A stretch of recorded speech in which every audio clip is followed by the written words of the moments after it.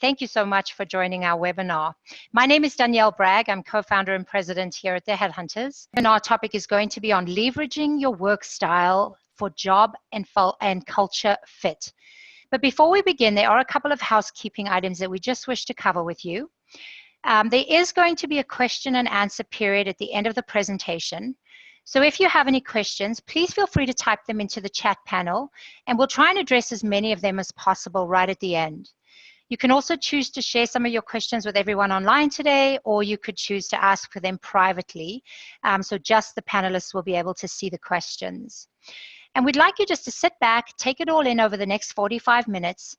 Don't scramble to write down everything, because we are going to be following up with an email that will be sent out tomorrow.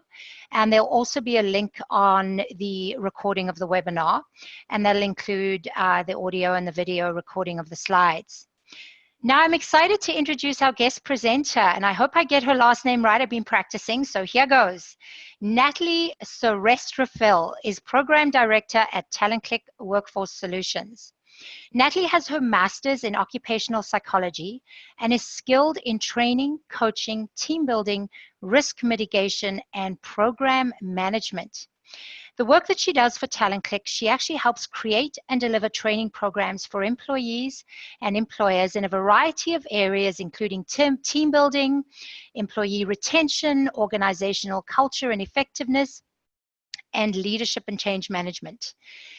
And our two organizations are really close partners. So we're really excited to have Natalie on our call. And I've spent a lot of time with her over the last couple months. And I would definitely say that she has excellent insight into what personalities thrive in what situations.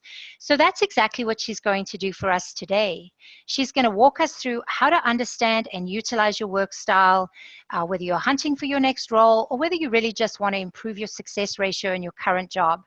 But it is important to understand your unique settings. What are your default characteristics in a work situation? What energizes you? What drains you of energy?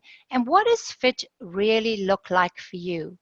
Psychometric testing tools like the one that we've asked you to complete, called the Workstyle Performance Program, will help you better understand the types of tasks, the environment, and leadership style that you best respond to. And all of this will help you to be able to manage up a little bit better. So Natalie will talk you through on how to be more self-aware and how to make better career choices. In the confirmation email that you guys received after registering with this webinar, there was a link to complete our Workstyle Performance Profile assessment. It is a complimentary tool. If you've had a chance to complete it, congratulations. You probably have it in front of you, and it might be a great idea just to follow along with your profile next to you. If not, don't worry, we'll be sending out another link after the webinar. So with that, let's get started, and over to you, Natalie. Thanks for the wonderful introduction, Danielle, and thank you all for joining us today from near and far for today's topic on leveraging your work style for job and culture fit. So today's topic is going to be actually split up into 3 parts. In the first part, we'll discuss the topic of personality and how it contributes to our personal differences in the workplace. Then we'll get into discussions around how that translates into our job and culture fit. And then we'll wrap up by talking about how we can apply this knowledge during our interviewing preparation process so that we can have more powerful interviews. So before we get into all that, I'm quickly going to tell you a bit more about TalentClick and who we are. So who's TalentClick? Danielle talked a little bit about it, but to give you a quick rundown on that, we are specialists in psychometric assessments. So we specialize in work style and behavioral assessments. We work with a variety of different industries internationally to help, whether it's people at the organizational level or it's at the employee level.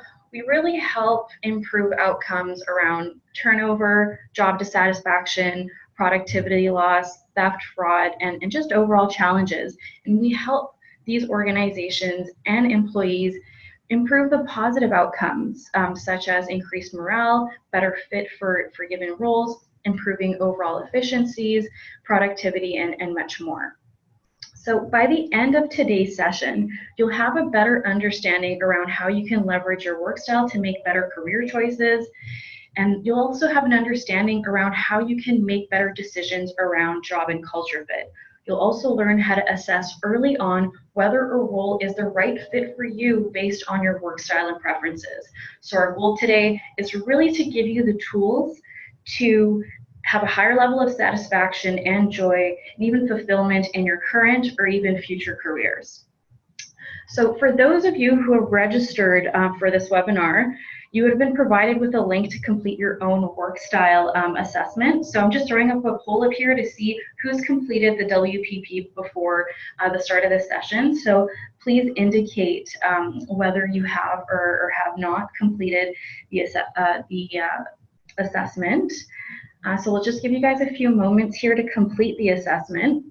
And really the tool, this is all about creating more self-awareness. So it's looking like a fair share of you have completed it. Wonderful.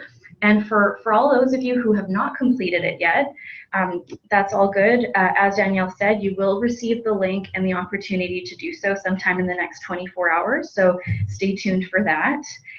And so really, the reports are all about gaining more self-awareness into yourself. So what are your preferences? What do you tend to gravitate towards? What do you excel at?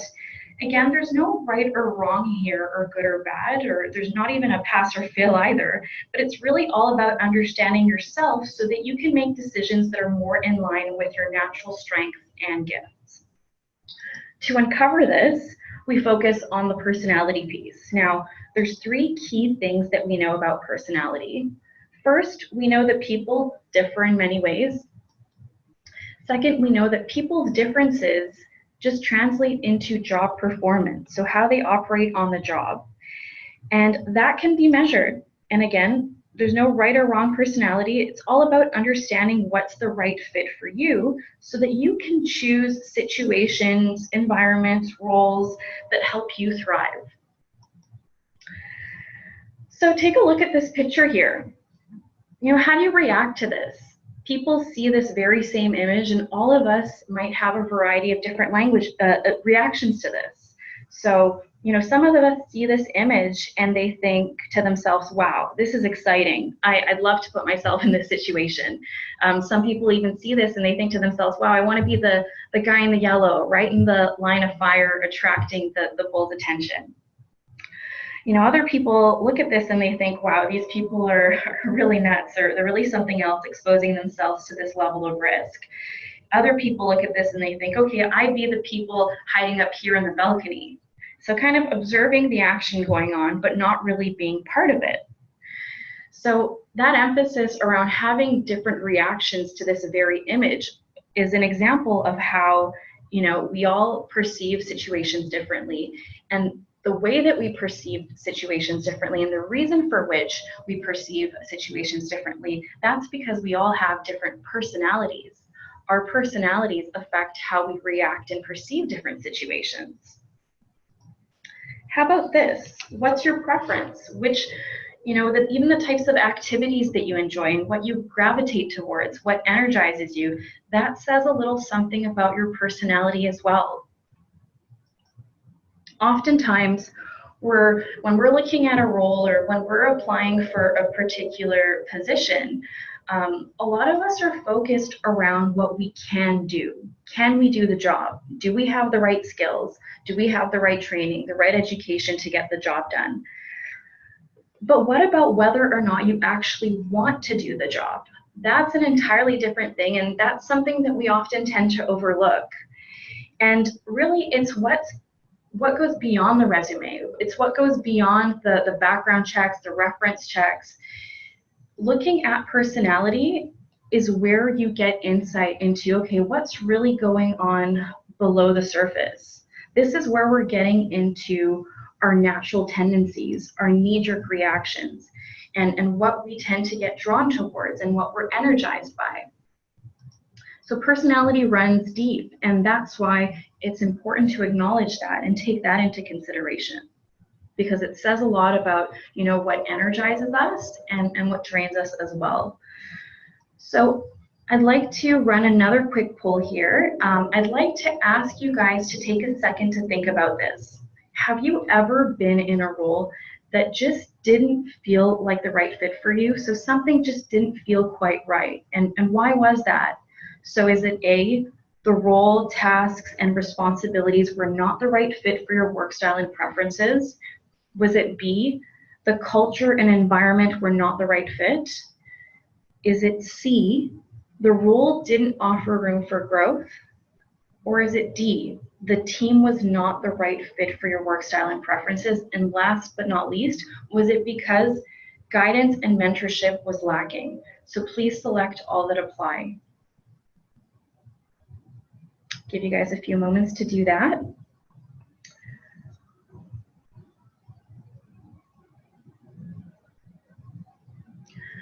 So again, regardless of what the outcome may be and what we're finding here, it's because it's all about finding the right fit at the end of the day. It always goes back to that. So consider that the fact that you perceived a lack or a void in your previous role in that given area that you selected, that's a pretty good indication that there was something that was important to you. So remember that for the next time around in your job search.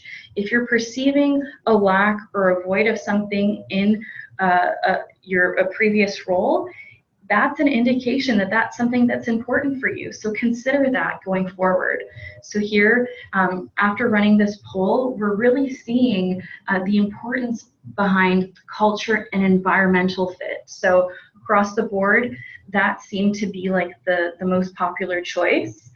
So culture and environment fit, that seemed to be number one in the poll. Number two was guidance and mentorship was lacking. So if that's something that's really important for you, be aware of that during the interview process or even during the application process. Pay attention to that.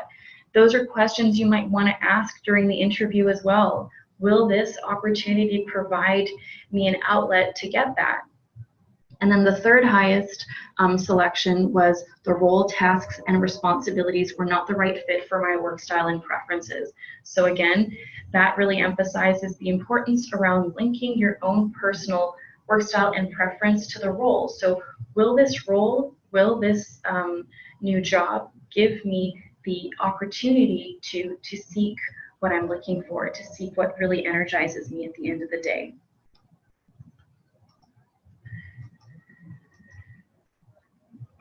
So again, it's all about finding the right fit. And so let's go into some of the things you want to start considering when you're applying for a role. So first things first, of course, considering the job requirements, that's a huge thing to do. So you can really do that by asking yourself a series of questions. You can actually map the position that you're applying for to your personality. So asking yourself things like, how much does the role that I'm applying for require leading or managing a team? Would it be about 80% of your job or only about 20% of it? How much of that would I require to feel okay and satisfied in my job? So do you prefer not to lead at all because you're more of a team player? Does the role have growth opportunities? Is that important for you? How about the environment? Is it a more unpredictable space or is it more of a fast-paced environment? How much stress will you be under for this role? Do you thrive in a stressful environment or do you get overwhelmed in those types of situations? Are you more of a people person or are you more task-focused? Are you good with big picture problems or do you prefer to do the day-to-day tasks and have a more day-to-day focus? So asking yourself these types of questions and linking the role to your work style makes your job search much more effective and successful. It makes you be more of a powerful decision maker in this process. So the next time you're applying for a role, try to link the job tasks and the requirements to your personality and work style.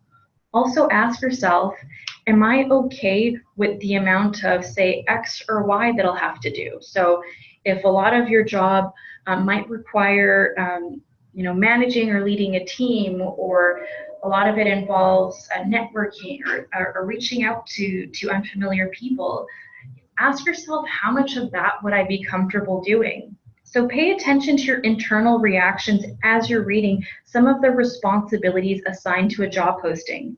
Do you feel dread Or do you feel excitement around some of the responsibilities that you're going to have in that role? So really pay attention to that. If there is a bit of fear that you're experiencing, I mean, sometimes that can be normal, but think about whether it's fear associated with excitement, which is a good thing. You know, fear associated with excitement and a new experience and a new challenge, that's a good thing. But if it's fear associated with dread, that's not such a good thing. So make sure you're paying attention to that key distinction there, because often when we're getting ourselves into a new situation, a new environment, a new workplace dynamic, it's normal for us to feel a little level of fear because there is naturally that level of uncertainty. But pay attention, is it fear associated with excitement, or is it fear associated with dread because you're not necessarily excited about some of the tasks and responsibilities that you're going to have in that job? That's really what's going to contribute to your level of motivation within the level of role within the role, and also how energized you'll get by your tasks and responsibilities.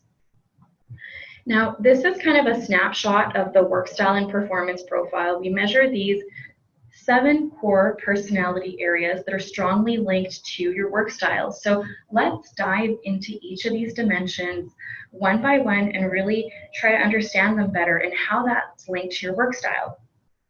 So first and foremost, we look at leadership orientation. So non-dominant versus dominant. Think about what role you like playing on a team.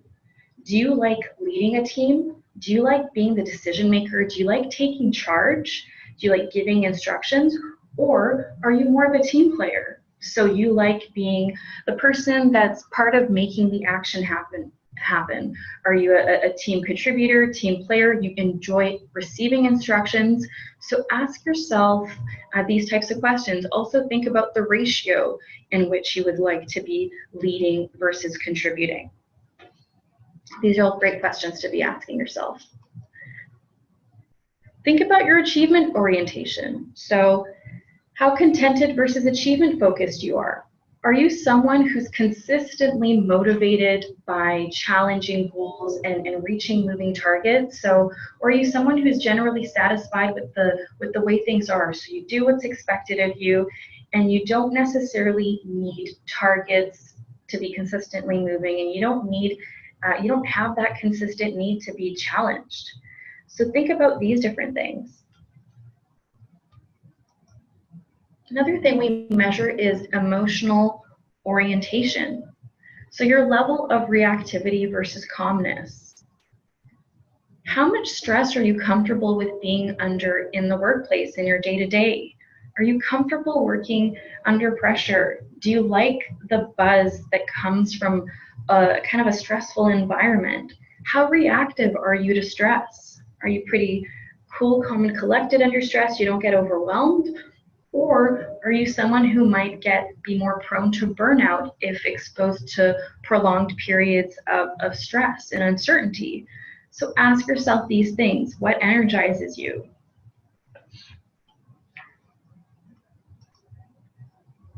Reserved versus outgoing. This is all about your social orientation.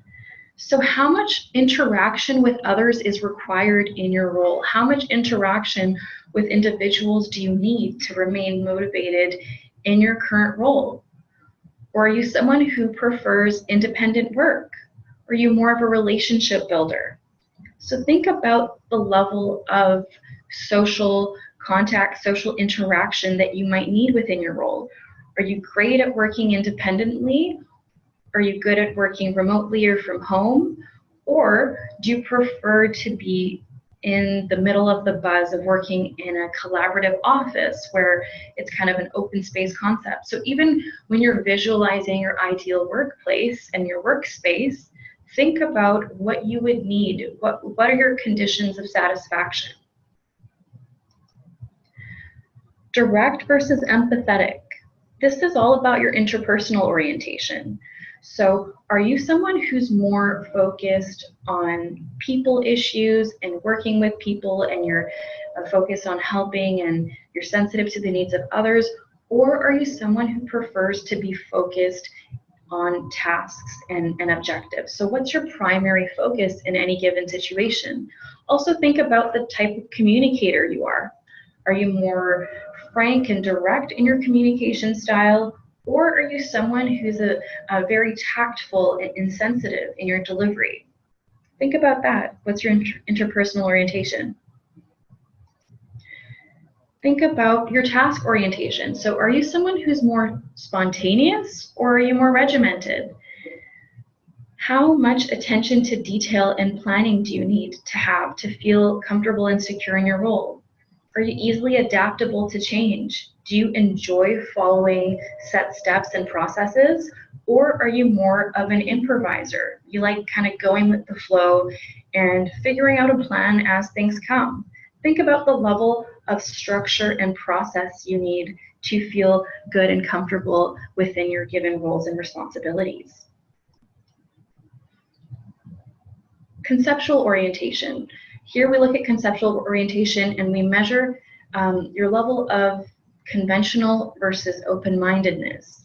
So here you got to ask yourself, within a given role that you're applying for, do you prefer practicality, or do you like focusing on innovation and creativity?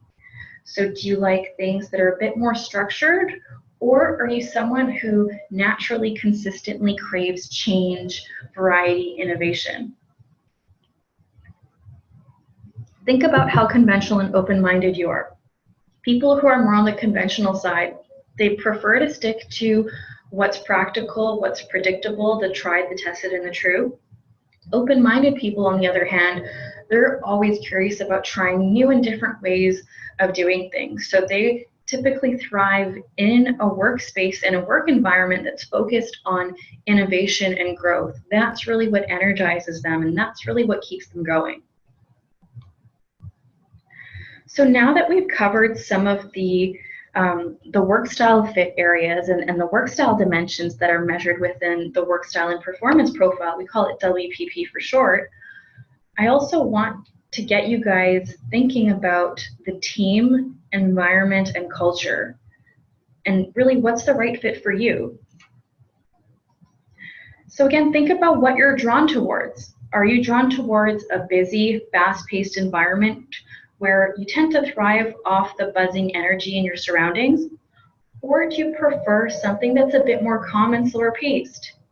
How about the team? What kind of team dynamics are you looking for? These are all important questions to ask yourself.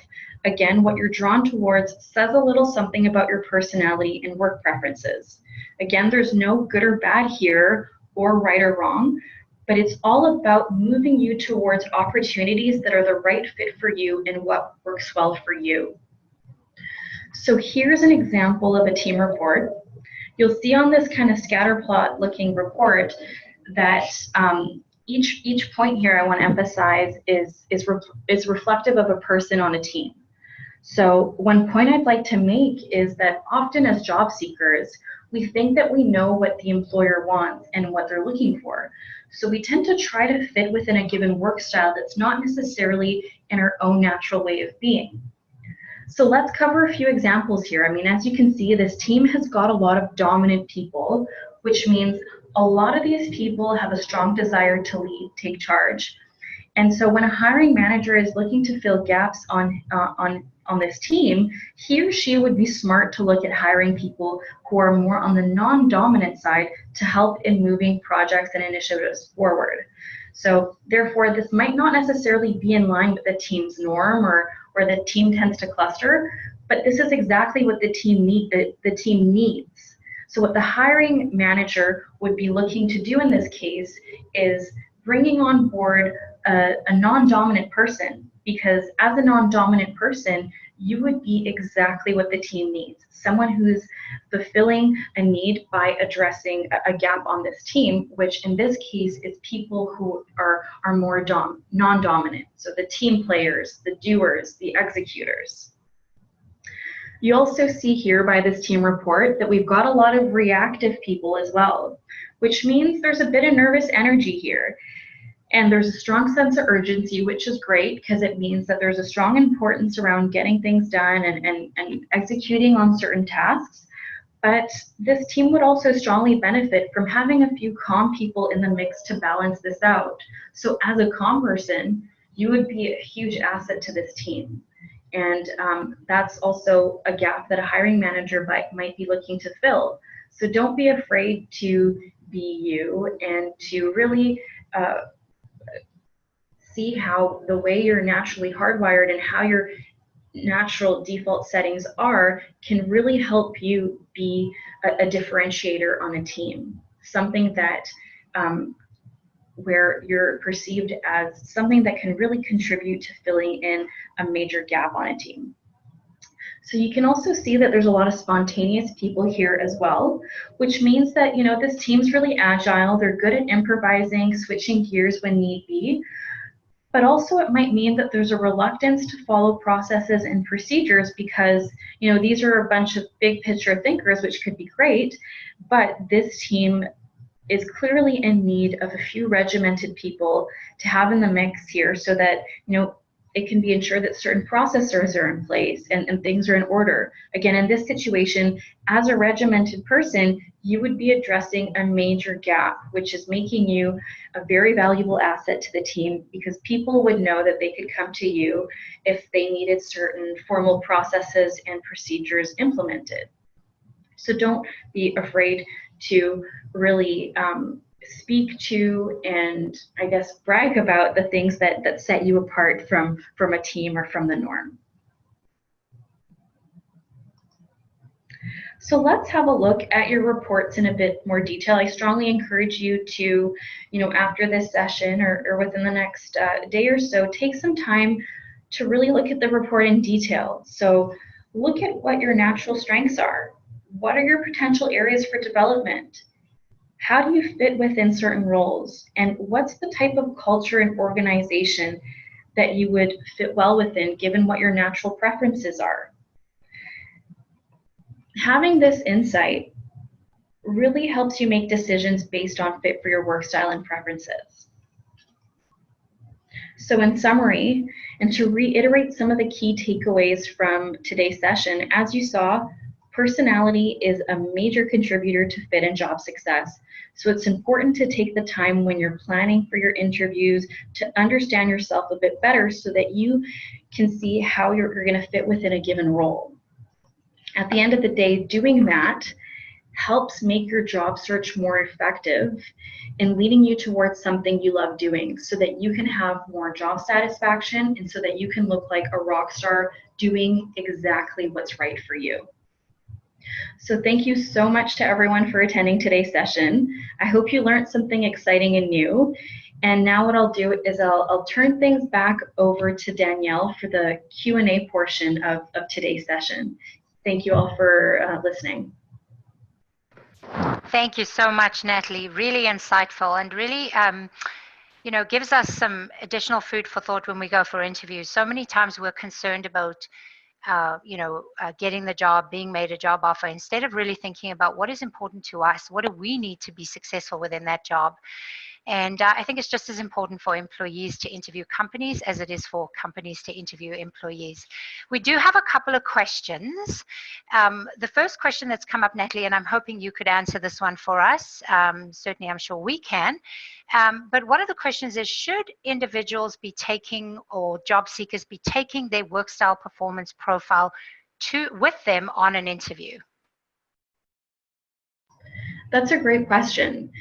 One thing that employers love seeing is people who are self-aware, so people who have a good understanding about themselves. So what are my natural strengths and how can I bring my natural strengths onto this team and into this workplace so that I'm really, putting my assets on display as to what I can offer to the organization and how I can contribute. So you speaking to how your work style can help you excel within your role and be the ideal fit for a given role, that is a great way to differentiate yourself. Another thing is, being aware of what your areas for development are and being proactive around, yes, I'm definitely self-aware in this area. I realize that, say, for example, at times I could be reactive, but I like to look at my reactivity and look at it like it shows that it shows my sense of caring and my level of need to execute and perform well, and it speaks to my follow through as well. Now, these are the steps that I'm taking to say mitigate the potential risks associated with being that way. And as long as you can demonstrate to the employer that you're self-aware and you've taken the time to better understand yourself, improve and grow, I mean, what more could an employer want at the end of the day? Awesome. Thanks, Natalie. And one of the things that job seekers do today is they draft cover letters. And one of the questions that we had is, are there ways to use the Workstyle Performance Profile in an effective manner when individuals or job seekers are drafting their cover letters? Have you got any thoughts on that? Definitely. So as long as you can bring forward a level of your personality and who you are across to the employer, that's really what the employer wants to see. So, you know, they can see your job experience, your level of education, your skills. They can see all that by your resume, but your cover letter is the opportunity for you to display, you know, your personality, who you are, how you can be an asset to the company. So if your work style is a way you can do that, definitely take advantage of that opportunity. Excellent, thank you. And I know this is a question, Natalie, that you're going to be able to answer with great ease, but one of the questions that we had is, how does the profile compare to some of the other profiles out there, like DISC or Myers-Briggs? What's the difference with yours and with the others? That's a great question. And not to get too technical here, but typically a lot of assessments are categorized into two categories. So you're either being described as a type, so an ENTJ or a blue or a red or a helper or a campaigner. People generally tend to seek comfort in being ascribed as a type. However, that can kind of put you in a bit of a box in a category. However, with more normative tools like, you know, the Workstyle and Performance Profile, you are shown where you fall on a particular scale. So as opposed to being ascribed as a type, you're seeing how much of a certain characteristic or personality trait you might possess.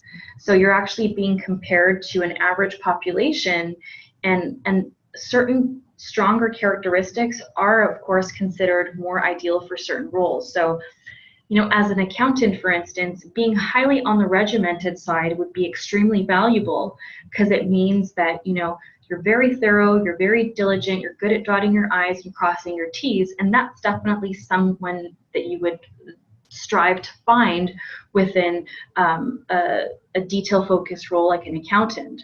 However, as, say, maybe like an entrepreneur or someone in a leadership role, you might not necessarily need to possess that level of diligence and attention to detail.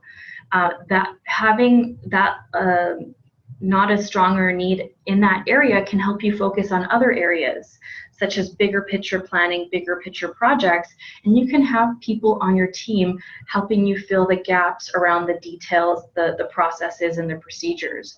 So really here it's about, you know, understanding that, you know, there's key differences here between certain jobs and what characteristics you might need. And I see that there's a great resource that we've just posted on normative versus ipsative tools that you can definitely learn a lot more about. And just to kind of quickly summarize, the key differentiator there is that normative tools such as the Workstyle and Performance Profile, they're great tools for hiring and placement, because all they are is an insight tool. Versus ipsative tools, where you're often prescribed as a type, those can't really be used for a hiring tool. They're great for team building, but they don't give you that much insight into your fit within a given role. So in a nutshell, yeah, when you're looking for hiring and making placement decisions, the normative tools are the route that you want to go, and the WPP is one of those. Great, thank you. And we had another excellent question too. And one of our guests asked, you showed us a diagram where you have everybody plotted out based on what companies may or may not be looking for. But what, and again, organizations are always looking for somebody who is the right cultural fit. But what if the company is suggesting that they're looking for one thing and you might have a different skill set? How would you manage those differences based on what the sense is that you're getting from the company as to what they're looking at? Make sense?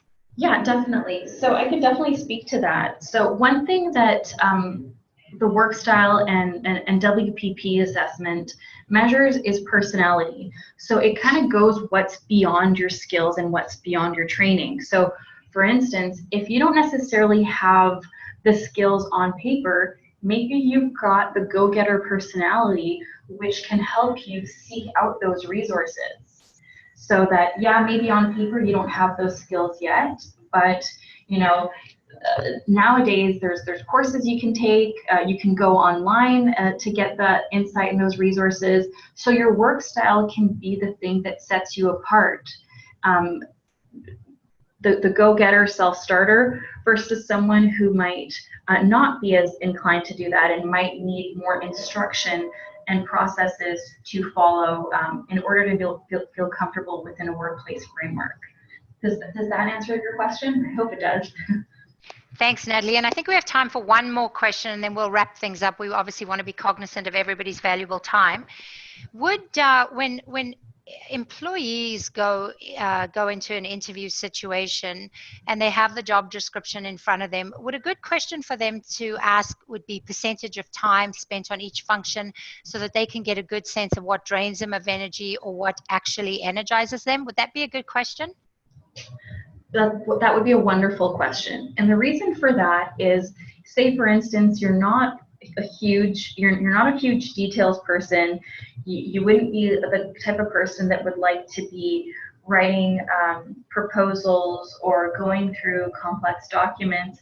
Fair enough. Everyone's got their preferences and their work style. But if that's only about 5% of your job, that might not necessarily be demotivating. Like if it's a small component of your job and the other tasks that you're going to have to do energize you and they're exciting, then you can think to yourself, 95% of the job or a large percent of the job involves me doing things that I actually like doing, I'm good at, so I can put up with that 5 to 10% of doing things that might not necessarily energize me, but I can find a way to do them to complement the other tasks in my job and in my day-to-day.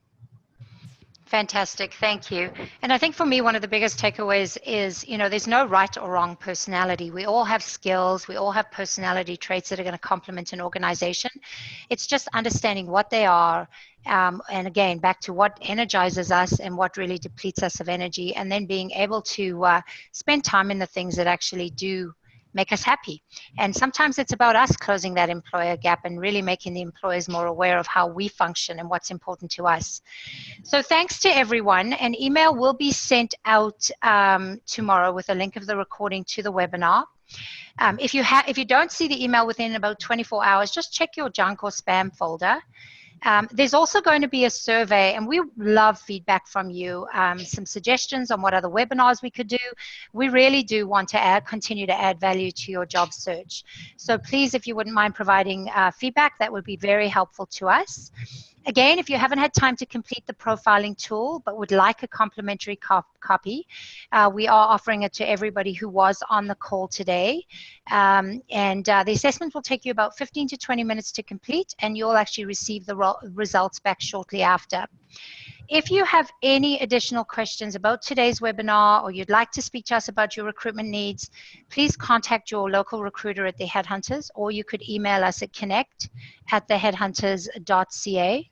And again, Natalie, thank you so much for a really insightful discussion. And thanks to everyone who was on the call today. We know your time is valuable, and we look forward to seeing you on our next webinar. Thanks to everyone. Have a great day. Thank you.